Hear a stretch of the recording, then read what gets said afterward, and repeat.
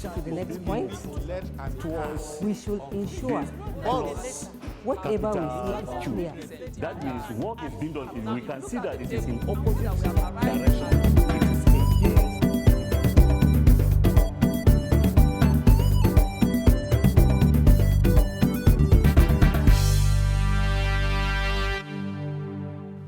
Hello learners, welcome to the Ministry of Education Kaduna State Radio and Television e-learning program. Welcome to the geography class. Today we'll be looking at the topic chain surveying. We had started in the previous class by looking at introduction to elementary land survey. Today we'll be looking at a branch of land survey which is chain surveying.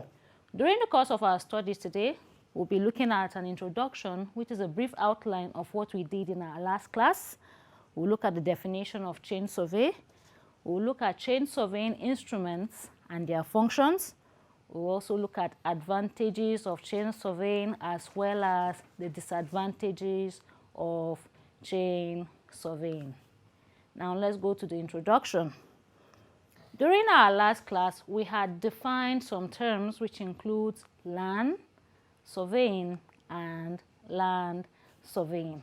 We also looked at the importance of land surveying, and then we looked at the branches of land surveying, which includes the topographical survey, the engineering survey, the geographical survey, among others. And then finally, we're able to look at types of land surveying. Today, we'll start by reminding ourselves of the definition of land surveying. What is land surveying? Land survey is a process by which measurement of land is made and then represents such measurement by tables, plans, or layout for specific purposes.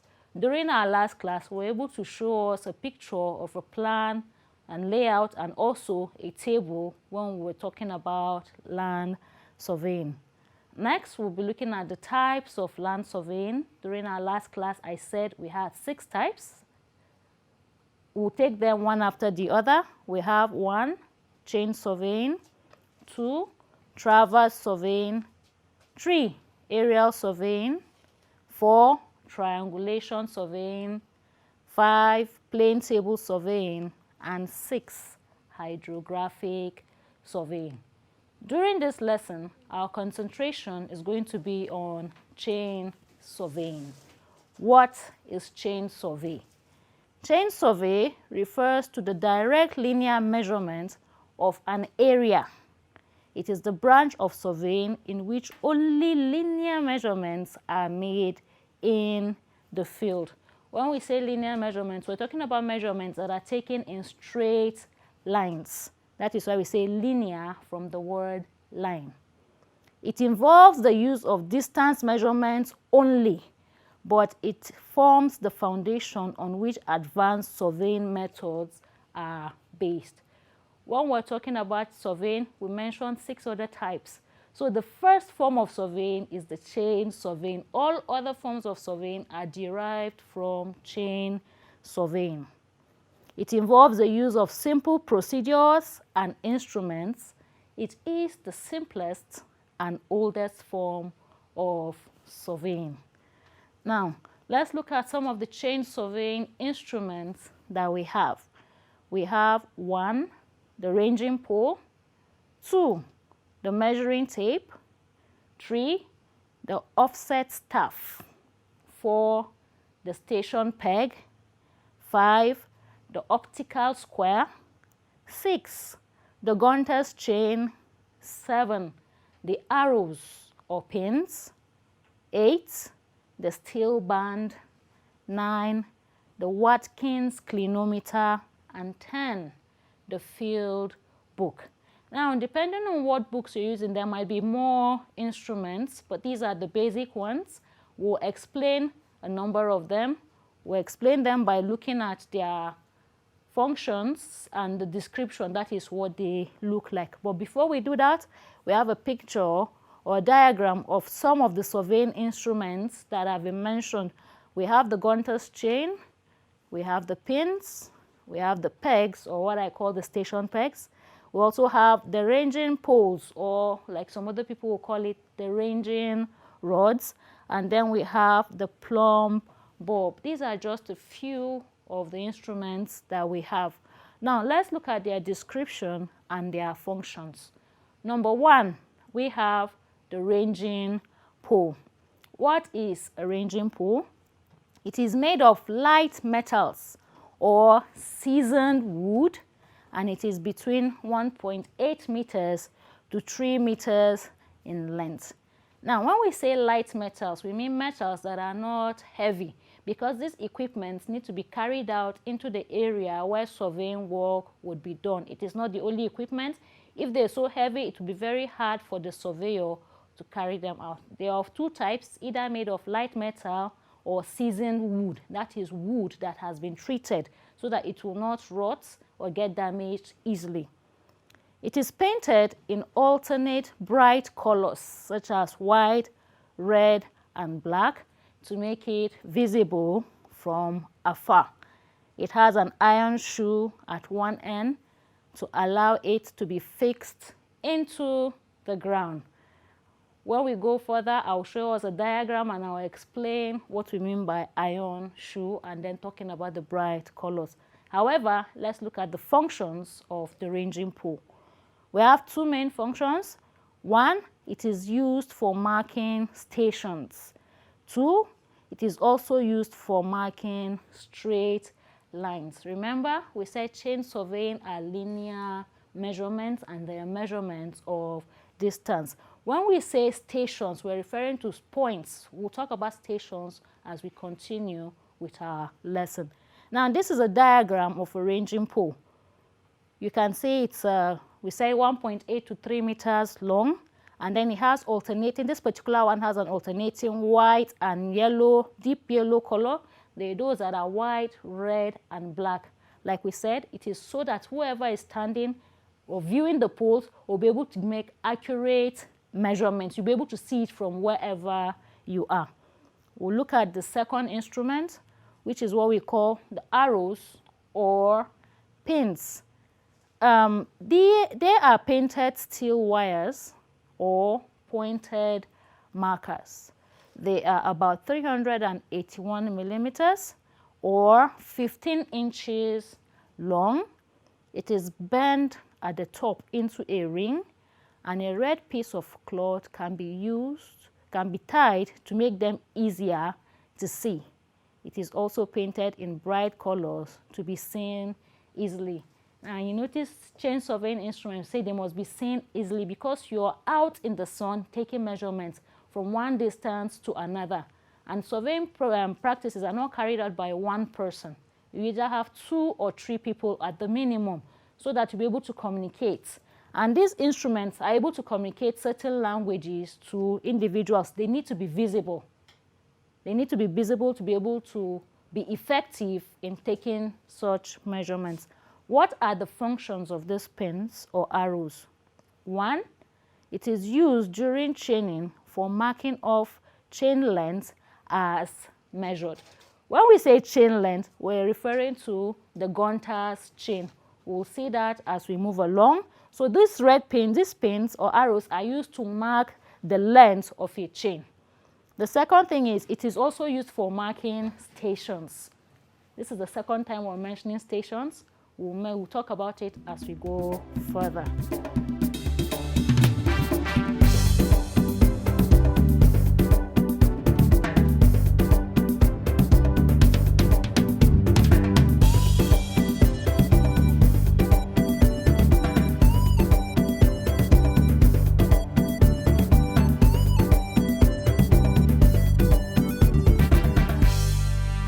So we look at number 3, which is what we call the offset staff. If you look at the diagram we have 2 staffs here. We call one the ranging rod or the ranging pole, which we had talked about earlier, and the one beside it is the offset rod. The offset rod has a narrow slit somewhere in the middle. That is the main difference between the offset rod and the ranging pole. Now, what do we have on the offset rod or the offset staff? We said this is a graduated rod, 3 meters in length. A hook may be fitted at the top for the purpose of pulling a train through a hedge.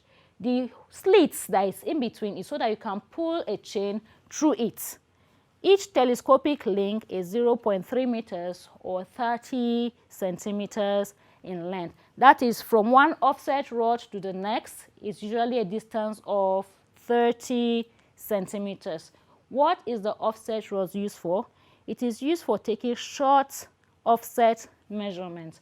What do we mean by offset measurement?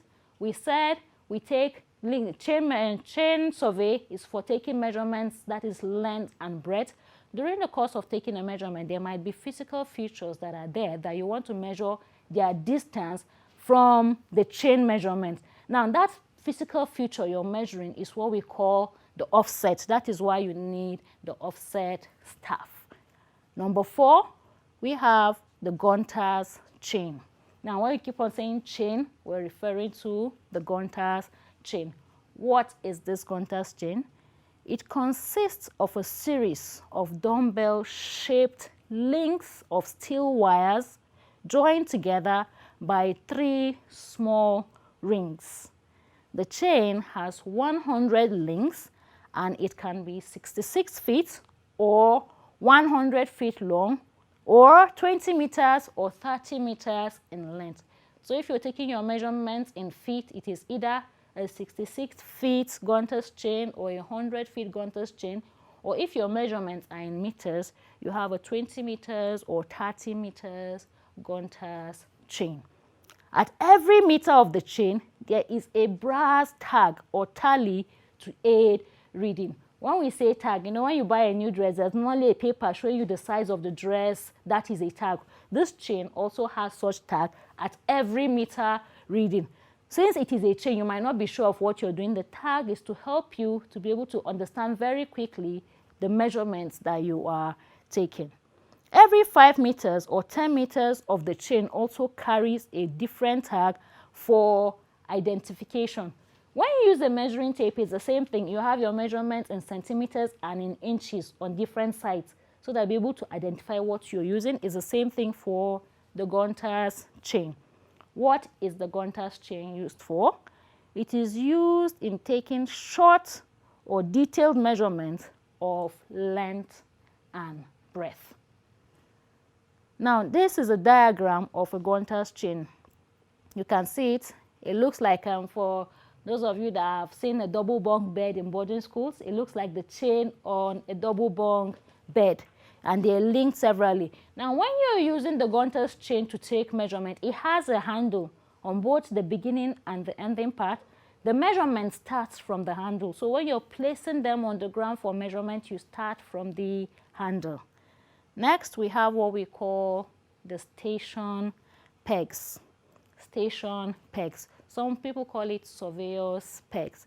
They are usually made of wood, and they are usually 50 millimeters by 50 millimeters in length. You can see them. They're just pieces of wood with a particular length and pointed ends. This pointed ends is to enable it to be planted into the ground, and it can be so that it will be able to stand firmly.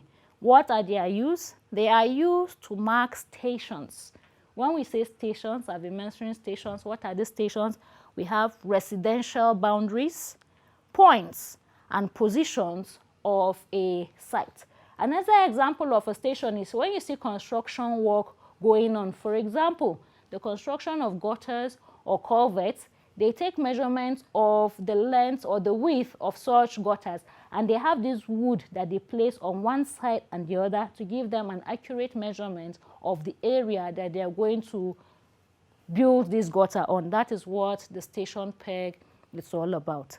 And then finally, number 6, we'll be looking at what we call the field book. If you remember, in our last lesson, that was during introduction to elementary land survey, we said measurements are taken on the field and then they're transferred into plans, tables, and layouts. Now, what we use to transfer them into is what we call a field book. And this field book is about 100 millimeters by 200 millimeters in size. Depending on the field book you have, we said it opens lengthwise and the pages have a special ruling. It's not just any type of exercise book that you have. If you look at what we have on the board, we have a surveyor's field book, and this is an example of what it looks like on the inside. On my extreme right, you have the tables with the various measurements depending on what you are surveying. And on the right side, there are notes on the top and then diagrams of the area that has construction, the planned construction on it. So it gives you a detail of what is of your feasibility study, not just your feasibility study, and your measurements based on what you plan to do and the nature of the land involved. The function says it is used for recording measurements during surveying, like I have told you earlier. Now, this is what chain surveying entails. There are other instruments, but I would want you to do some work on them on your own. We'll continue by looking at the advantages of chain surveying. Once you understand your instruments, that's the chain, the field book, the Gunter's chain, the measuring tapes, the ranging pole, all other instruments that are involved at your disposal, the first thing that happens, or the first advantage you get, is that chain surveying is simple. It is a linear measurement, so it's very straightforward. It is simple. Number two, it does not require costly equipment. It does not require costly equipment. These equipments are readily available in the departments or laboratories when you need them. Number three, it is suitable for a fairly leveled ground. It is suitable for a fairly level ground since it is used mostly in a residential area or areas that are habited, and normally we know human beings like to settle on a fairly level ground. So the advantage of sun survey is that it is suitable for a fairly leveled ground. Number four, it is used for preparing plans of smaller area without abstractions or obstacles. You can't use them for a very large area. For example, you want to build a higher institution, a very large higher institution like the big universities that we have around, the big colleges, the School of Health Technologies that we have around that are very big. You probably will not be able to use chain survey. But when you're planning a residential area, a small residential area, let's say you're planning to build your house, you can use chain survey. Now, what are the disadvantages of chain survey? We said it cannot be used for surveying large area of land. Of course, the advantage being that it is used for a small area of land. The disadvantage is that you cannot be able to use it for a large area of land. Number two, it is not always accurate because of broken lines during survey caused by the nature of the land, which makes survey slow and difficult. We know that not all land areas are leveled or fairly leveled. We have people building on steep hills, on rocky terrains. Now, because of such terrains, you're not able to adequately use chain survey because your measurements will not be accurate. So we've looked at the advantages and disadvantages of chain survey.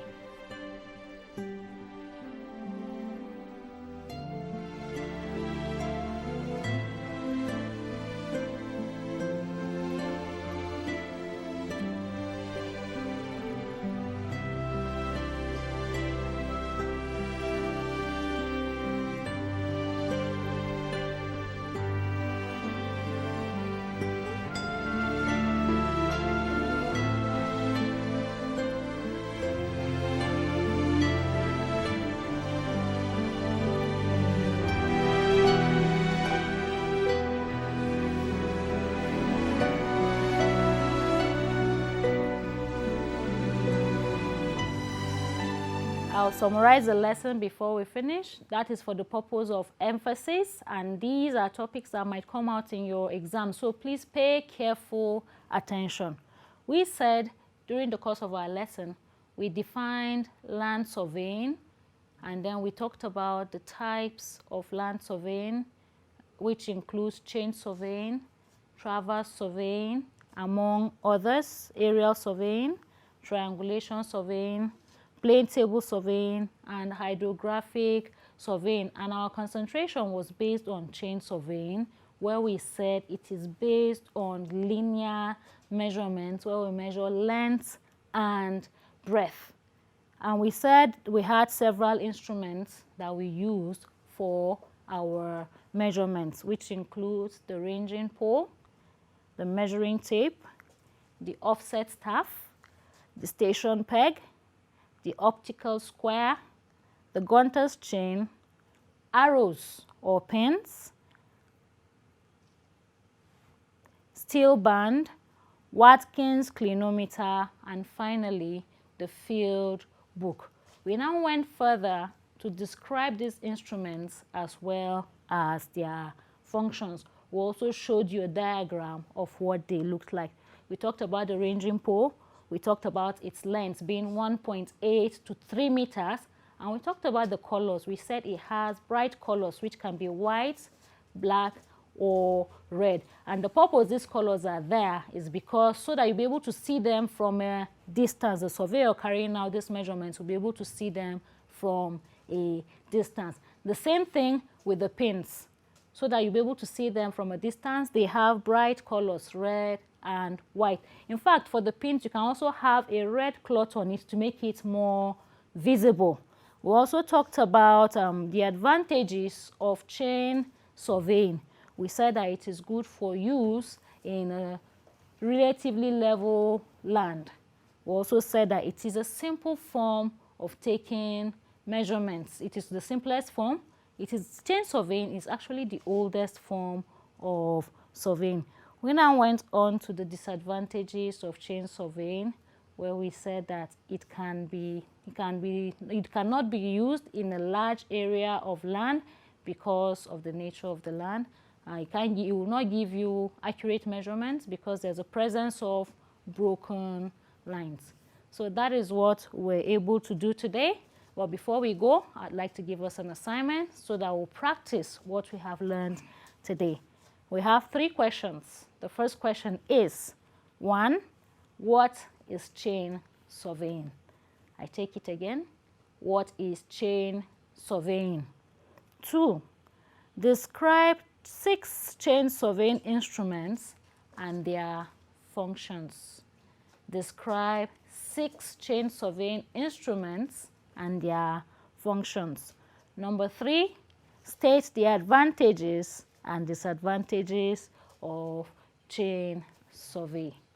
State the advantages and disadvantages of chain survey. Now, for further studies, there are books available for us to read, but what will be commonly available to you will be the Essential Geography for Senior Secondary School by O.A. Iwena. You can check it for further reference. But if you have any questions or any comments, or you want to submit assignments to me, you can reach me on this number, 080-6226-1602. I take the number again, 080-6226-1602. I remain your geography teacher, Wheezy Jeremiah Akos. Thank you for listening. Remember, stay home, stay safe, keep on learning. Corona is real. Thank you. See you.